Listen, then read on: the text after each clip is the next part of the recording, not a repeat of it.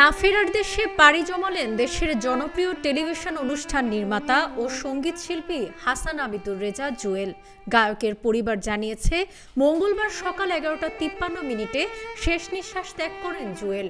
এর আগে গুরুতর অসুস্থ হয়ে রাজধানীর একটি বেসরকারি হাসপাতালে ভর্তি ছিলেন আবিদুর রেজা জুয়েল।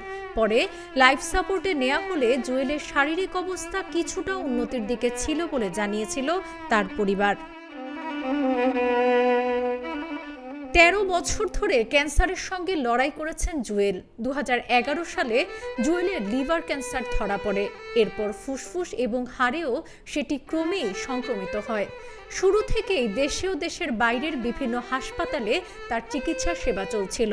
গত 25শে জুলাই জুয়েলের স্ত্রী সঙ্গীতা সংবাদ মাধ্যমকে জানান, 23শে জুলাই রাতে হঠাৎ শ্বাসকষ্ট শুরু হয় এবং পরে অবস্থার অবনতি হলে ওই রাতেই তাকে হাসপাতালে নেওয়া হয়।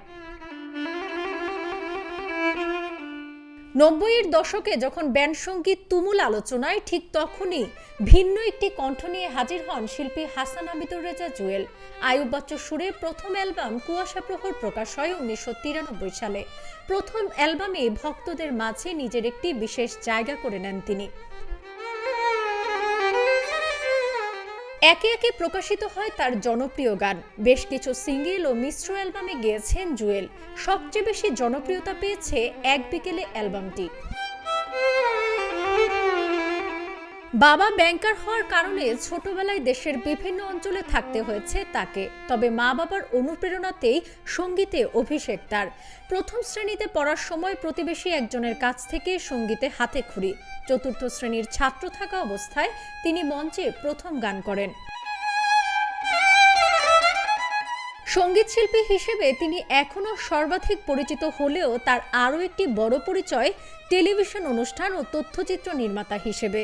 পাশাপাশি সঞ্চালনাও করেছেন। তিনি ভালো একজন সংগঠকও।